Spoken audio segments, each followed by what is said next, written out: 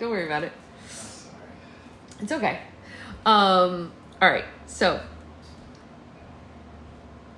I am so sure if some cute boy tells you that he's your boyfriend, why wouldn't you just let him? Some girls don't know when they've got it made. While I was reading the back of the book, this shadow fell over it and I looked up and there was Lana Weinberger. It must have been a game day because she had on her cheerleading uniform, a green and white pleated miniskirt and a tight white sweater with a giant A across the front of it. I think she puffs up her pom-pom, I think she stuffs her pom-poms down her bra when she isn't using them. Otherwise, I don't see how her chest could stick out so much. Nice hair, Amelia, she said in a snotty voice. Who are you supposed to be anyway? Tank girl? Well, I just looked past her. Josh Richter was standing with some dumb jock friends of his. They weren't paying any attention to me or Lana. They were talking about the party they'd been to over the weekend, and they were wrecked from having consumed too much beer. I wonder if their coach knows about that. What do you call that color anyway? She wanted to know, touching the top of my head. Pus yellow. Tina Hakim Baba and her bodyguard came back while Lana was standing there tormenting me. Well, in addition to her diet soda, Tina had purchased a Nutty Royal ice cream cone, which she gave to me. I thought this was really nice of her, considering the fact that I'd hardly ever spoken to her before. But Lana didn't see the niceties of this gesture. Instead, she just asked all innocently, "Oh, Tina, did you buy that ice cream for Amelia here? Did your daddy give you an extra $100 today so you could buy yourself a new friend?" Tina's dark eyes filled up with hurt. The bodyguard saw this and opened his mouth, and then a strange thing happened.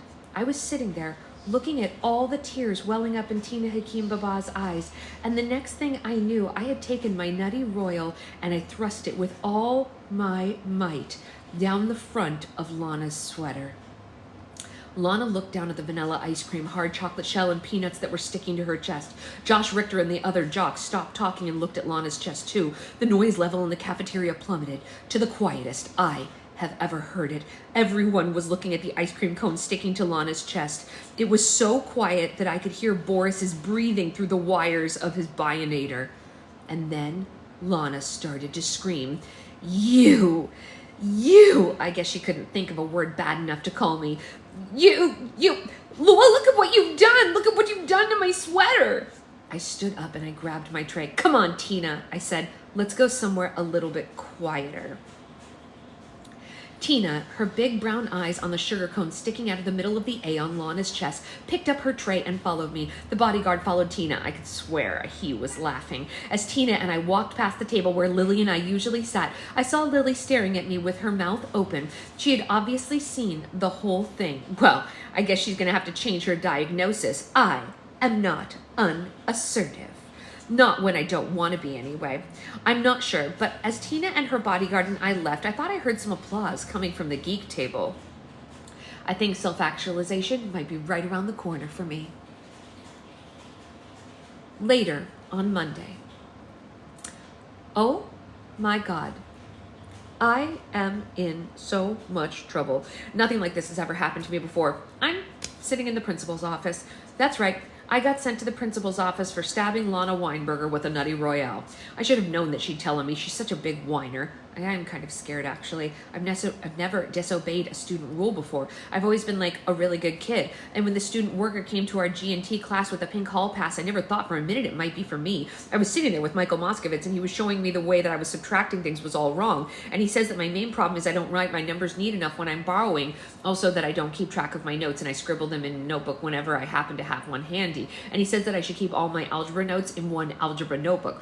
Also, he says I seem to have trouble concentrating. But the reason that I couldn't concentrate was that I'd never sat so close to a boy before. I mean, I realize it's only Michael Moskovitz, and I see him all the time, and he never liked me that way anyway because I'm a freshman and he's a senior, and I'm his little sister's best friend and all. Well, at least I used to be his little sister's best friend. But still, he's a boy. He's like a cute boy, even if he is Lily's brother. It's really hard to pay attention to subtraction when I could smell this really nice, clean boy smell coming from him. Plus, every once in a while, he would put his hand on mine and take my pencil away and go like, "No, like this, Mia." So, of course, I was having trouble concentrating because it kept feeling like Lily was looking at us.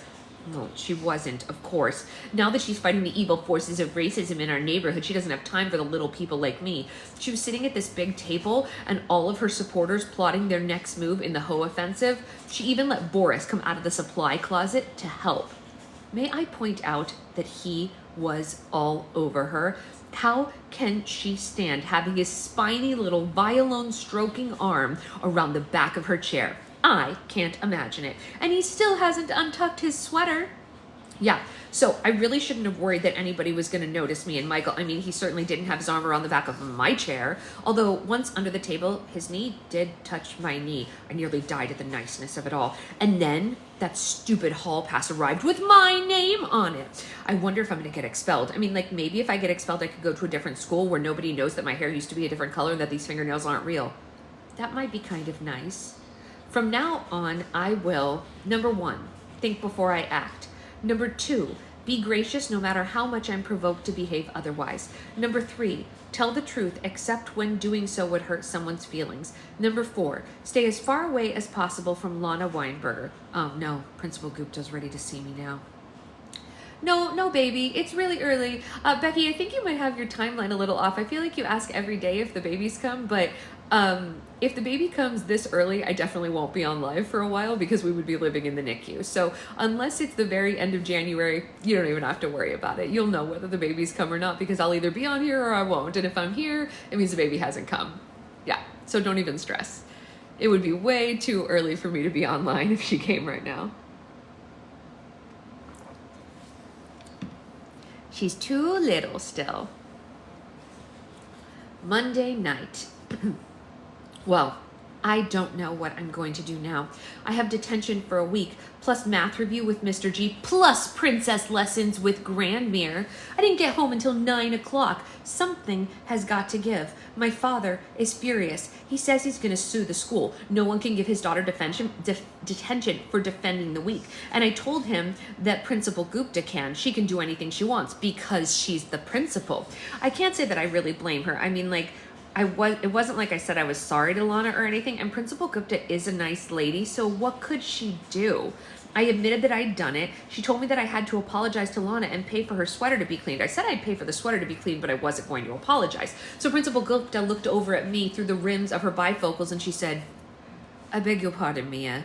And I repeated that I wasn't going to apologize. My heart was beating like crazy. I didn't want to make anybody mad, especially Principal Gupta, who can be very scary when she wants to. And I tried to picture her in her husband's sweats, but that didn't work either. She still scared me. But I won't apologize to Lana. I won't do it.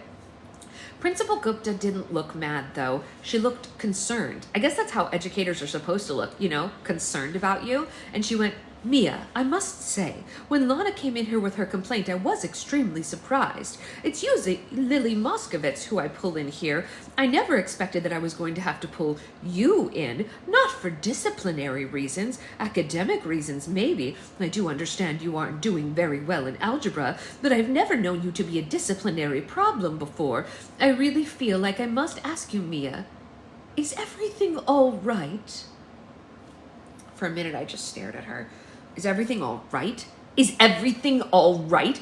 Hold on. Let me see for a minute. My mom's going out with my algebra teacher, a subject I'm flunking, by the way. My best friend hates me. I'm 14 years old and I've never been asked out. I don't have breasts. And oh, yeah, I just found out that I'm the Princess of Genovia.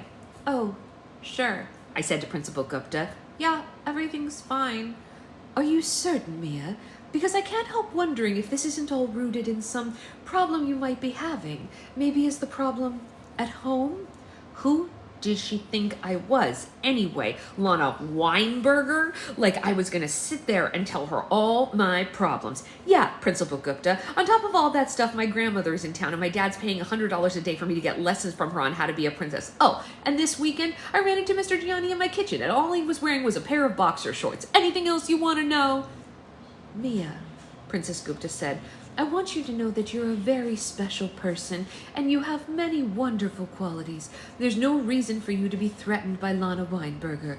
None at all."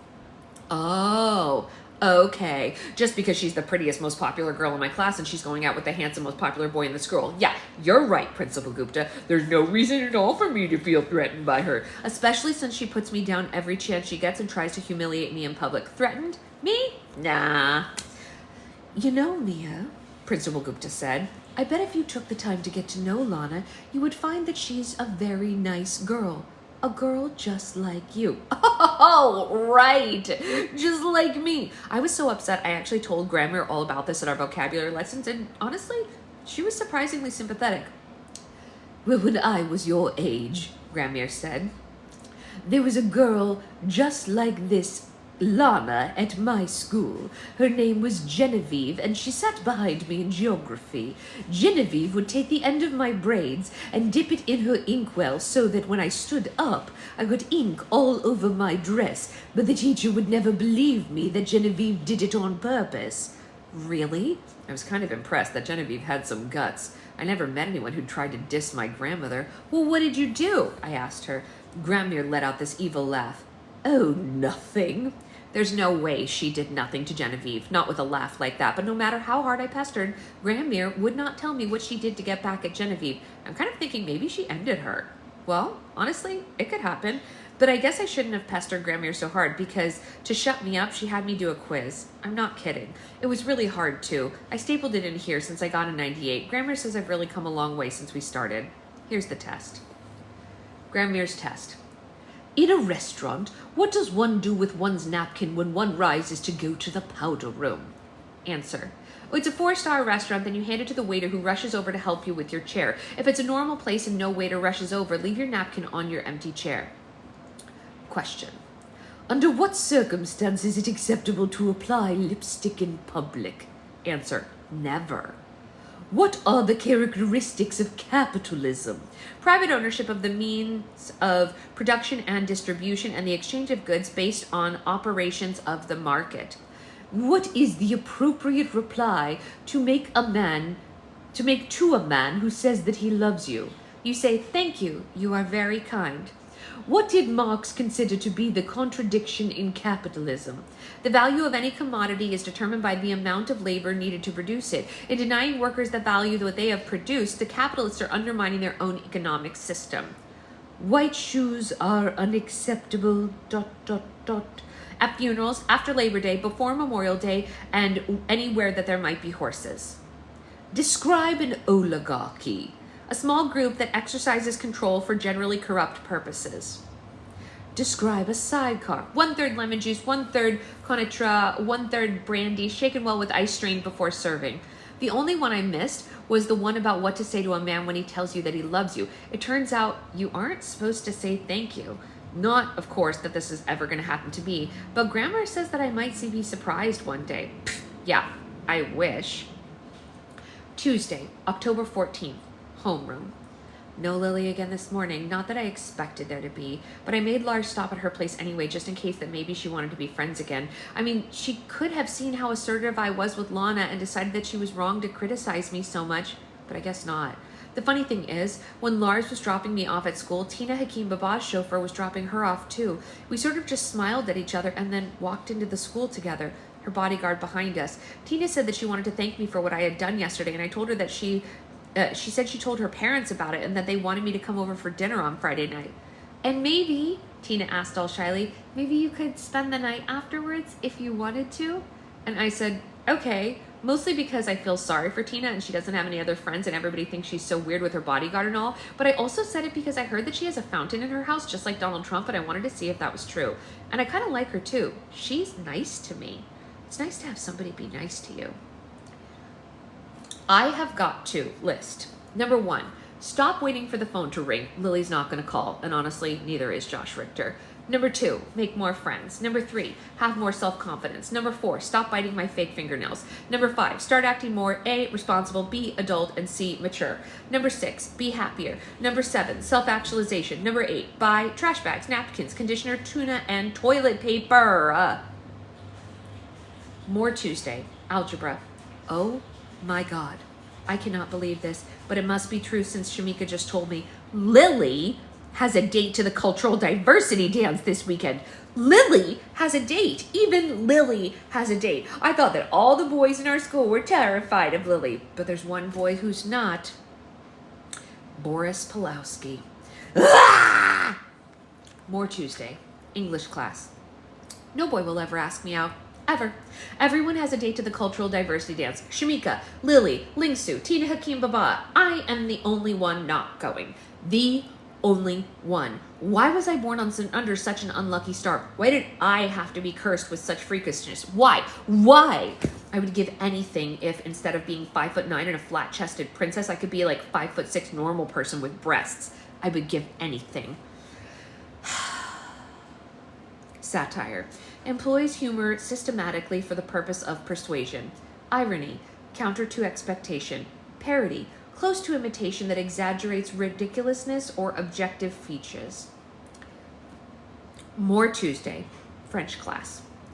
Tuesday in Gifted and Talented, in between showing me how to carry over, Michael Moskovitz complimented me on my handwriting in what he called my handling, not handwriting, handling of what he called the Weinberger incident. I was surprised that he'd even heard about it, but he said it was all over school about how I decimated Lana in front of Josh. And he said, your locker's right next to Josh's, isn't it? And I said, yes, it is. And he said, that must be really awkward. But I told him, actually, it isn't, since Lana seems to be avoiding that area lately. And Josh never talks to me at all, except to say, hey, can I get by here? Every once in a while. So I asked him if Lily was still saying mean things about me. And he said, all taken aback, she's never said a mean thing about you. She doesn't understand why you blew up at her, that's all. I said, Michael, she's always putting me down and I couldn't take it anymore. I have too many other problems without having friends who aren't supportive of me. He laughed. What kind of problems could you have, Thermopolis? Like I was too much of a kid or something like that to have problems? Boy, did I straighten him out. I couldn't exactly tell him about being the Princess of Genovia or not having breasts or anything like that, but I did remind him that I'm flunking algebra. I have detention for a week, and I recently woke up to find Mr. Gianni in his boxer shorts eating breakfast with my mom. He said he guessed I did have some problems after all. The whole time Michael and I were talking, I saw Lily shooting us this look from behind the poster board that she was writing on about Hogate's slogans with big black magic marker. So I guess because I'm fighting with her, I'm not allowed to be friends with her brother? Or maybe she's just sore because the boycott of Ho's Deli is creating serious turmoil within the school. First of all the Asian kids have started doing their shopping exclusively at Ho's Deli. And why not? Because of Lily's campaign, and now they know that they can get the 5-cent discount on just about anything. The other problem is that there's no deli within walking distance other than theirs. This has caused some serious division within the ranks of the protesters. The non-smokers want to continue the boycott, but the smokers are all for writing the Ho's a stern letter and forgetting about it. All since the popular kids at school do smoke, they aren't honoring the boycott at all. They're just going to Ho's like they always did to get their Camel Lights. And when you can't get the popular kids on your side, you have to realize it's hopeless. Without celebrity supporters, no cause stands a chance. I mean, where would all those starving kids be without Sally Struthers? Anyway, then Michael asked me a strange question. He went, so like, are you grounded? And I looked at him kind of funny. You mean for getting detention? No, of course not. My mom's totally on my side and Dad wants to sue the school. Michael said, oh, well, I was wondering because like, maybe if you aren't busy on Saturday, we could, but then Mrs. Hill came in and made us fill out a questionnaire for the PhD that she's doing on her urban youth violence. And even though Lily complained that we're hardly qualified to comment on it, seeing as how the only youth violence any of us has ever experienced was when there was a sale on relaxed fit jeans at the Gap on Madison Avenue. But then the bell rang and I ran out as fast as I could. I knew what Michael was going to ask me. See, he was going to suggest that we meet over the long division that he was teaching me, which he says is a human tragedy for me. And I just didn't think I could take it. Math on the weekend, after spending almost every waking moment on it all week, no thank you. But I didn't want to be rude, so I left before he could ask me, was that terrible of me? Really, a girl can only take so much criticism on her remainders. Ma, mon, ne. Ta, ton, te. Sa, son, se. Notre, nos. Votre, vos. Le. Homework. Algebra. Page 121, 1 to 57, odd numbers only. English, I don't know, ask Shamika. World Civ. Questions at the end of chapter 9. Gifted and talented. None. French. Pour des mains en vinaigrette culturelle. Biology. None. Tuesday night. Grammar says Tina Hakim Baba sounds like a much better friend for me than Lily Moskovitz, but I think she's only saying that because Lily's parents are psychoanalysts and it turns out that Tina's dad is this Arabian sheik and her mom is related to the King of Sweden. So they're like more appropriate for the heir of the throne of Genovia to hang out with. The Hakim Babas are also super rich, according to my grandmother. They own a gazillion oil wells. Grandma told me that I have to go to dinner with them on Friday, and I have to bring a gift, and I have to wear my Gucci loafers. I asked Grandma what kind of gift, and she said breakfast. She's special ordering it from Balducci's, and I have to get it delivered on Saturday morning. Being a princess is hard work. I just remembered, at lunch today, Tina had a new book with her, and it had covered just like the last one, only this time the heroine one was a brunette, and this one was called My Secret Love, and it was about a girl from the wrong side of the tracks who falls in love with a rich boy who never notices her, and then the girl's uncle kidnaps the boy and holds him for ransom, and then she has to bathe his wounds and help him escape stuff, and of course he falls madly in love with her. And Tina said she already read the end, and the girl gets to go and live with the rich boy's parents until after her uncle goes to jail and no one can support her any longer. How come things like that don't ever happen to me? Wednesday, October 15th, homeroom. No Lily again today. Laura suggested we make better time if we just drove straight to school and didn't stop by her place every day. I mean, I guess he's right. It was really hard when we pulled up to Albert Einstein. All the people who normally hang around outside the school before school starts smoking and sitting on the stone lion, were all clustered into these small groups looking at something. I suppose somebody's dad had been accused of money laundering again or something like that. Parents can be so self-centered.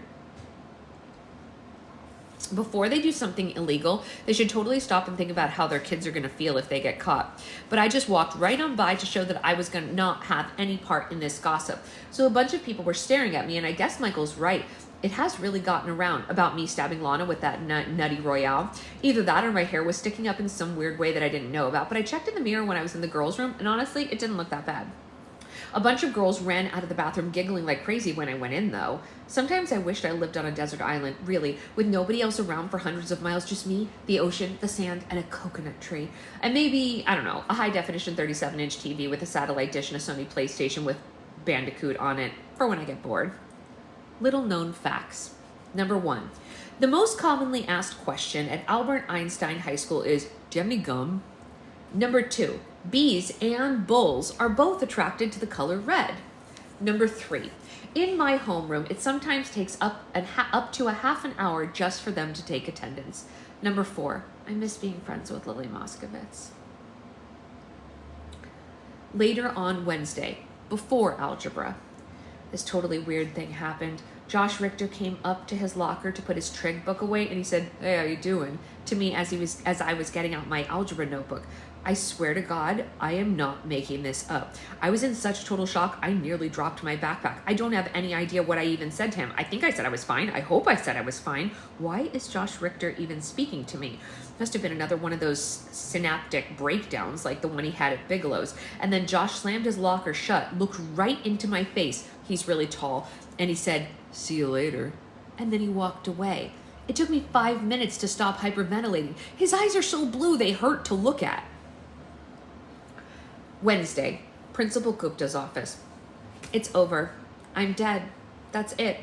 Now I know what everyone was looking at outside. Now I know why they were whispering and giggling. I know why the girls ran out of the bathroom, and I know why Josh Richter talked to me. My picture is the cover of the Post. That's right, the New York Post, read by millions of New Yorkers daily. Oh yeah, I'm dead. It's a pretty good picture of me, actually. I guess somebody took it as I was leaving the plaza Sunday night after dinner with Grandma and my dad. I'm going down the steps outside the revolving door, and I'm sort of smiling, only not at the camera. I don't even remember anyone taking my picture, but I guess someone did. Superimposed over the photo are the words, "Princess Amelia," and then in smaller letters, "New York's very own royal." Great. Just great. Mr. Gianni was the only one who figured it out. He said he was walking to catch the subway when he saw it on the newsstand, and he called my mother. Well, my mom was taking a shower though, and she didn't hear the phone, so Mr. G left a message. But my mom never checks the machine in the morning because everyone who knows her knows that she's not a morning person, so no one ever calls her before noon. So when Mr. G called again, she'd already left for her studio, where she never answers the phone because she wears an iPod when she paints so she can listen to Howard Stern. So then Mr. G had no choice but to call my dad at the plaza, which honestly is pretty nervy of him if you think about it. So according to Mr. G, my dad blew a gasket. He told Mr. G that until he could get there, I should be sent to the principal's office where I would be safe. Well, my dad has obviously never met Principal Gupta. Actually, I shouldn't say that. She hasn't been so bad. She showed me the paper and she said, kind of sarcastically but in a nice way, "You might have shared this with me, Mia, when I asked you the other day if everything was all right at home." I blushed. "Well," I said, "I honestly didn't think anyone would believe me." "It is," Principal Gupta said, "a bit unbelievable." And that's what the story on page 2 of the Post said, too. "Fairy tale comes true for one lucky New York kid," was how the reporter, one Miss Carol Fernandez, put it. Like I'd won the lottery or something like that. Like I should be happy about what happened. Well, Miss Carol Fernandez went on at length about my mom, the raven-haired avant-garde painter Helen Thermopolis, and about my dad, the handsome Prince Philippe of Genovia, who'd successfully battled his way back from a bout of testicular cancer. Oh, well, thanks, Carol Fernandez, for letting all of New York know that my dad's only got one you-know-what. And then she went on to describe me as a statuesque beauty who's the product of Helen and Philippe's tenuous whirlwind college romance. Hello, Carol Fernandez, are you on drugs? I am not a statuesque beauty. Yeah, look, I am tall. I am way tall, but I am no beauty. And what Carol Fernandez has been smoking, I don't know. If she thinks that I am beautiful, no wonder everyone was laughing at me. My God, this is so embarrassing. I mean, like, really. Oh, here comes my dad. Boy, does he look mad. More Wednesday, English. It isn't fair. This is totally and completely unfair. I mean, anybody else's dad would have let them come home. Anybody else's dad, if his kid's picture was on the front of the Post, would say, maybe you should skip school for a few days until things calm down. Anybody else's dad would have been like, maybe you should change schools. How do you feel about moving to Iowa? Would you like to go to school in Iowa? But no, not my dad, because he's a prince. And he says that members of the royal family of Genovia do not go home when there's a crisis. No, they stay where they're at to slug it out. Slug it out! I think my dad has something in common with Carol Fernandez. They're both on crack. And then my dad reminded me that it's not like I'm not getting paid for this. Right, like 100 lousy bucks a day to be publicly ridiculed and humiliated. Those baby seals better be grateful, that's all I have to say. So here I am in English class, where everybody's whispering about me and pointing at me like I'm a victim of an alien abduction or something like that, because my dad expects me to sit here and let them, because I'm a princess, and that's what princesses do. But these kids are brutal. I tried to tell my dad that. I was like, "Dad, you don't understand. They're all laughing at me." And all he said was, "I'm sorry, honey. You're going to have to tough it out. You knew this was going to happen eventually. I'd hoped it wouldn't be quite this soon, but it's probably just as well to get it over with." Hello? I did not know that this was going to happen eventually. I thought that I was going to be able to keep this whole princess thing a secret. My lovely plan about only being a princess in Genovia is completely falling apart. I have to be a princess right here in Manhattan. Believe me, that is no picnic. I was so mad at my dad for telling me that I had to go back to class that I accused him of having ratted me out to Carol Fernandez himself. He got all offended. Me? I don't even know any Carol Fernandez. He shot a funny look at Mr. Gianni, who was standing there with his hands in his pockets, looking all concerned. "What?" Mr. G said, going from concern to surprise really fast. "Me? I never even heard of Genovia until this morning." "Geez, Dad," I said, "don't blame Mr. G. He had nothing to do with it." My dad did not look very convinced. "Well, somebody leaked this story to the press," he said, and he said it in this mean way too. You could totally tell that he thought Mr. G had done it, but it couldn't have been Mr. Gianni, because Carol Fernandez wrote about stuff in her story there's no way Mr. G could know, because even Mom doesn't know about it. Like how Marinac has a private airstrip. I never told her about that. But when I told my dad that, he just shot Mr. G a suspicious look. "Well," he said again, "I'm going to have to give this Carol Fernandez a call and see who her source is." Yeah, and while my dad was doing that, I got stuck with Lars. I'm not kidding. Just like Tina Hakim Baba, I now have a bodyguard trailing along after me from class to class to class, like I'm not enough of a laughing stock already. Now I have an armed escort. I totally tried to get out of it. I was like, "Dad, seriously, I can take care of myself." But he was completely rigid, and he said that even though Genovia is a small country, it's a very wealthy small country, and he can't take the risk of me being kidnapped and held for ransom like the boy in My Secret Love. Only my dad didn't say that because he's never read My Secret Love. So I said, "Dad, no one's gonna kidnap me. This is school." but he wouldn't go for it. He asked Principal Gupta if it was all right, and she said, "Of course, Your Highness." Your Highness! Principal Gupta called my dad Your Highness, as if it hadn't been all serious and stuff. If it wasn't, I would have wet my pants from laughing. The only thing that has come out of this that's good is that Principal Gupta left me off of detention for the rest of the week. She was claiming having my picture in the post is punishment enough, but the real reason is that she's totally charmed by my father. He pulled such a Jean-Luc Picard on her, you wouldn't even believe it. He was calling her Madam Principal and apologizing for all the fuss. I practically expected him to kiss her hand. He was flirting with her so hard. And Principal Gupta has been married for like 1,000,000 years. She has this big black mole on the side of her nose, and she totally fell for it. She was eating it up. I wonder if Tina Hakim Baba will still sit with me at lunch. Well, if she does, at least our bodyguards will have something to do. They can compare civilian defense tactics. More Wednesday. French class. I guess I should have my picture on the front of the post more often, because suddenly I am very popular. I walked into the cafeteria. I told Lars, keep 5 paces behind me at all times, and he kept stepping on the back of my combat boots. Anyway, Lana Weinberger, of all people, came right up to me in the jet line as I was getting my tray and said, "Hey, Mia, why don't you come sit with us?" I'm not even kidding.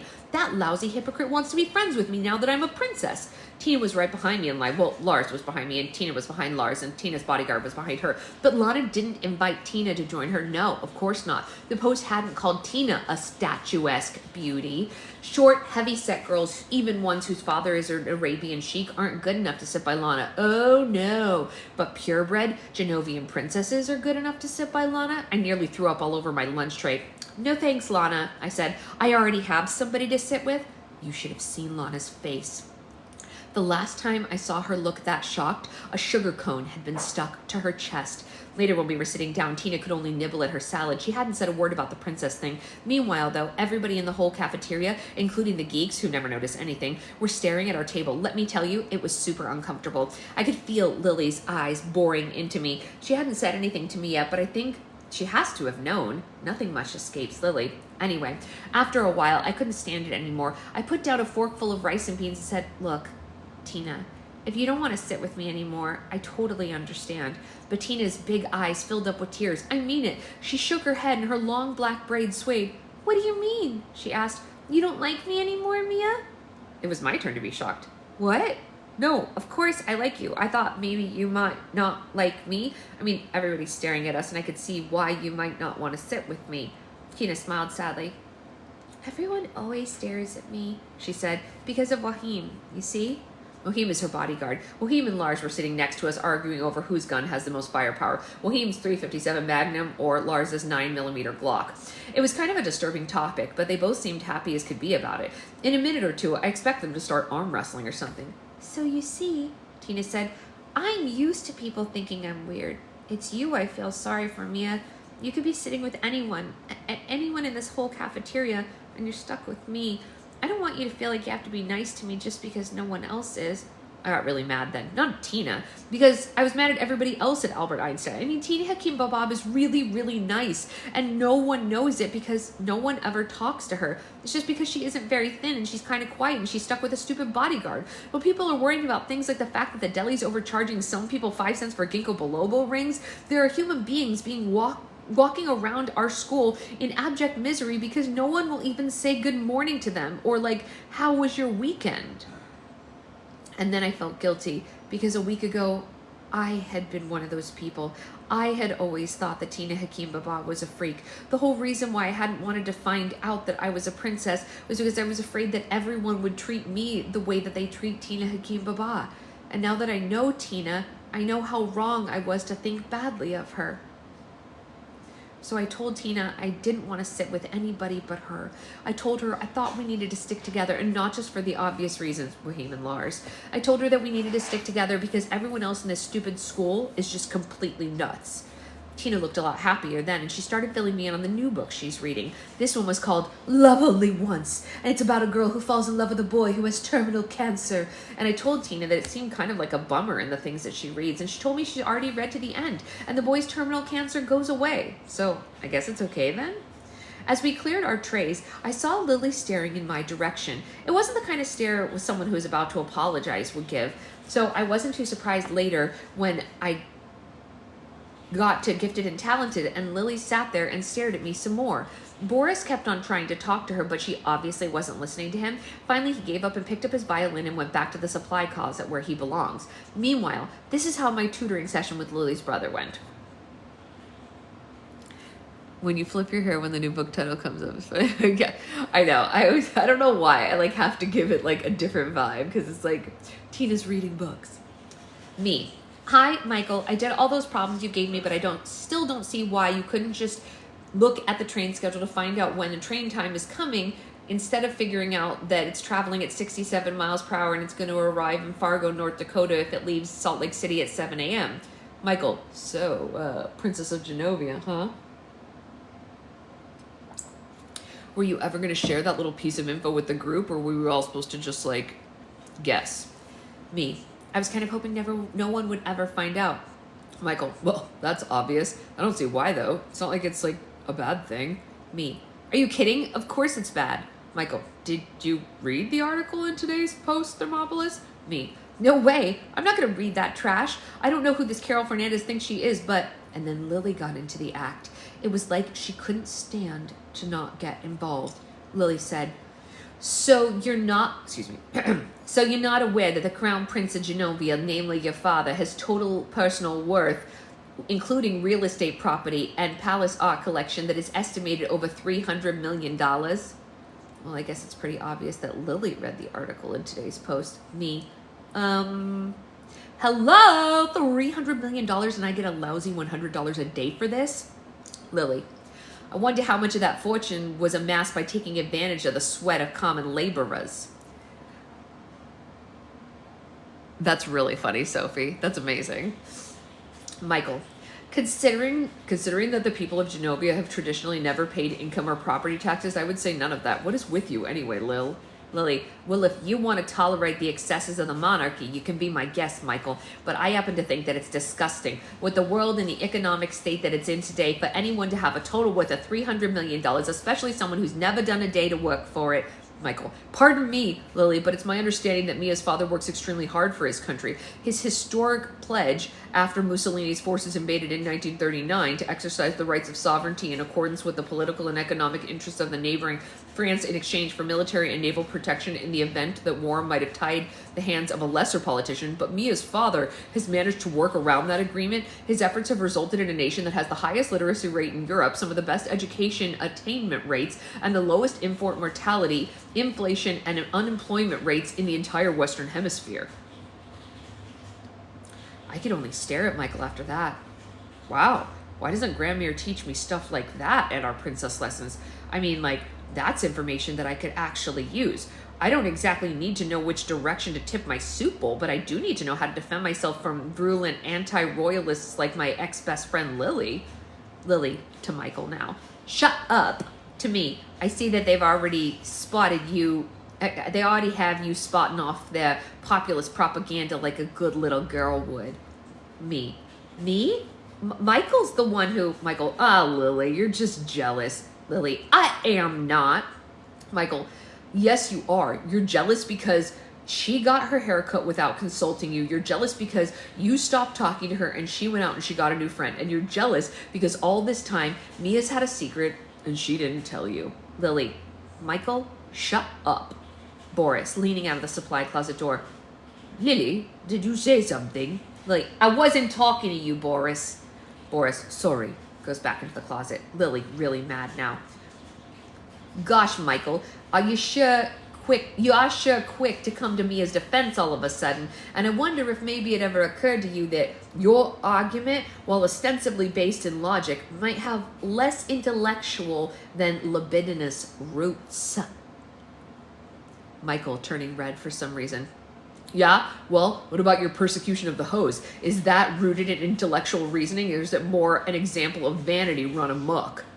Lily, that's a secular argument. Michael, it isn't. It's empirical. Wow. Lily and Michael are so smart. Gramere's right. I really do need to improve my vocabulary. Michael, turning to me. So, this guy, he pointed at Lars, does he have to follow you around, like, everywhere from now on? Me. Yeah. Michael, really? Like, everywhere? Me. Yep, everywhere except the ladies' room, and even then he waits outside. Michael, what if you were, like, I don't know, to go on a date, like to the cultural diversity dance this weekend. Me, well, that hasn't exactly been an issue considering that no one's asked me to the cultural diversity dance. Boris, leaning out of the supply closet. Excuse me, I knocked over a bottle of rubber cement with my bow and it's getting hard to breathe. Can I come out now? Everyone in the gifted and talented room. No! Mrs. Hill, poking her head in from the hallway. What is all the noise in here? We can hardly hear ourselves think in the teacher's lounge. Boris, why are you in the supply closet? Come out right now, and everybody else, please, get back to work. I need to take a closer look at the article in today's Post. $300 million? That's as much as Oprah made last year. So if we're so rich, how come the TV in my room only plays in black and white? Note to self, look up the words empirical and libidinous.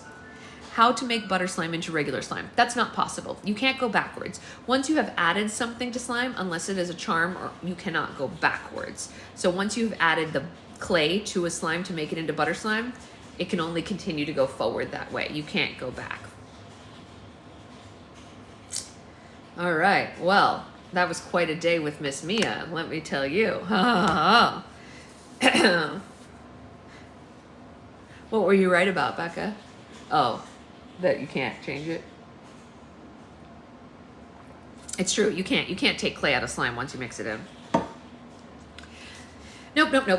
Not possible.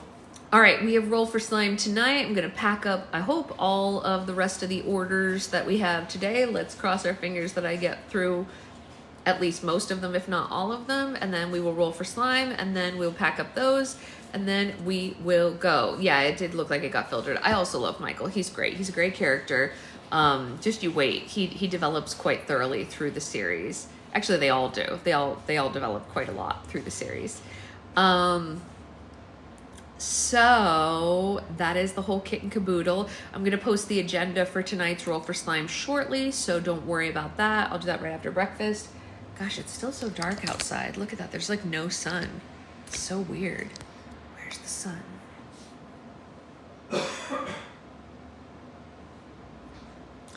Anyway, I hope you all have a great day until roll for slime, and I will see you all at that time. Bye, guys.